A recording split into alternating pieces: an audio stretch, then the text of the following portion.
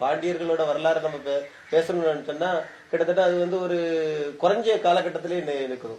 ஆனா 10,000 வருஷங்களுக்கு முந்தைய ஒரு ஆயச்சனூர்ல பாண்டியராஜா கோயில் இருக்கா அப்படின்னு கேட்டா என்ன பொறுத்தவரை என்னோட ஆய்வுல சொல்லணும் அப்படின்னு சொன்னா அது வந்து பாண்டிய ராஜா கோயில் இல்ல, பாண்டு ராஜா கோயில். பாண்டு அப்படிங்கிறது மகாபாரத காலம். மகாபாரதத்துல வந்து என்ன நடந்தது அப்படின்னா நமக்கு தெரியும். ஒரு பெரிய போர் நடந்தது. அதுல வந்து கௌரவர்கள் இருந்தாங்க, பாண்டியர்கள் இருந்தாங்க. அந்த கௌரவர்களுக்கும் பாண்டியர்களுக்கும் இப்பவும் அந்த பாண்டராசா கோயில்ல வந்து இந்த பூஜைகள் நடக்குது. சித்திரை மாசம்ல நிறைய திருவிழா நடக்குது. அதோட வாரிசுகள் யாருன்னு பாத்தீங்க அப்படின்னு சொன்னா அவங்களோட வாரிசுகளா இருக்கிறவங்க அவங்க இன்னைக்கு பார்த்தா பக்கத்துல புளியங்குளம்னு ஒரு சின்ன கிராமம் இருக்கு. அந்த கிராமத்துல வாழ்றவங்களோட பேரை போய் பார்த்தா ரொம்ப சிறப்பாங்க. சகாதேவன் சொல்லுவாங்க, அதே மாதிரி அச்சுவன் அப்படின்னு சொல்லுவாங்க. திரௌபதி அப்படிங்கிற பேர் வைக்கிறது எல்லாம் யாருன்னு பார்த்தா அந்த ஊருக்காரங்க தான் வச்சிருப்பாங்க. அப்ப இவங்க எல்லாம் பாண்டியர்களுக்கு முன்னால் இங்கே வாழ்ந்த அது சொல்லப்போனா மூத்த குடிமக்கள் அப்படின்னு சொல்லலாம். அதாவது நம்ம மகாபாரத காலத்திலே இருந்து அவங்கள வாரிசா இன்னைக்கும் அந்த இடத்துல சொன்ன அந்த 18 நாள் போர் அப்படின்னு சொல்லுவாங்க. அந்த போர் நடக்கிற காட்சிகள்லாம் நடக்கிறத நாங்க கூட என்னோட கண் கூட பாத்துக்கிட்டு இருக்கிறோம். அதே மாதிரி முதல்ல சுகாதாரங்களை கண்டுபிடிச்சதும் அந்த ஆதிச்சநல்லூர் வாழ்வாக்கள் தான். அந்த காலத்துல வந்து அந்த ஆதி குடும்பன் அப்படி ஆதிநித்தன் குடும்பன் அவனால தான் ஆதிநித்தன், ஆதி பிளஸ் நித்தன் பிளஸ் குடும்பன் அப்படின்னு சொல்லுவோம்.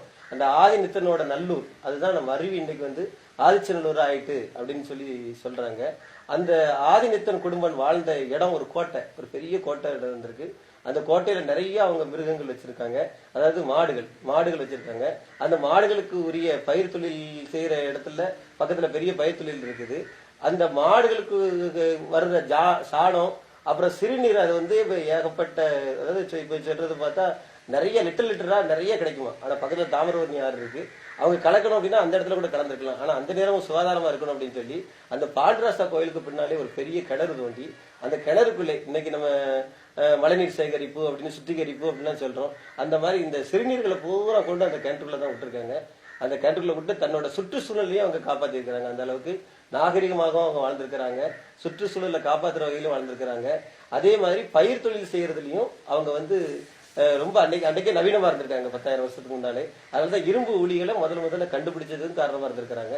தங்கத்தை உருக்கிறதும் அவங்களுக்கு தெரிஞ்சிருக்கு. அதனாலதான் இன்னைக்கும் அந்த முதுமக்கள் தாலிக்குள்ள சில இடங்கள்ல பார்த்தா தங்கம் இருக்குது, தங்கம் இருக்குது.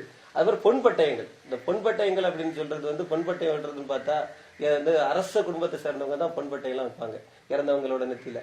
இப்பவும் எங்க பகுதியில பாத்தீங்க அப்படின்னா இந்த பல்லர் இனத்தவங்களுக்கு மட்டும்தான் தேர் கட்டுறதுன்னு வழக்கம் உண்டு. அவங்க இறந்துட்டாங்க அப்படின்னு சொன்னா அவங்கள படுக்க வச்சு தூக்கிட்டு போக மாட்டாங்க.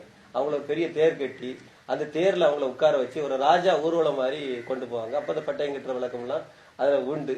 அப்படிலாம் பார்க்க போனா அந்த பராம்பரியம், அந்த வாழ்க்கை முறை, அவங்களோட நெறிமுறை இதெல்லாம் வச்சு பார்த்தா நம்ம தமிழ்ல பூர்வக்குடி மக்கள் அவங்க பல்லரா இருக்கலாம் அப்படின்ட்டு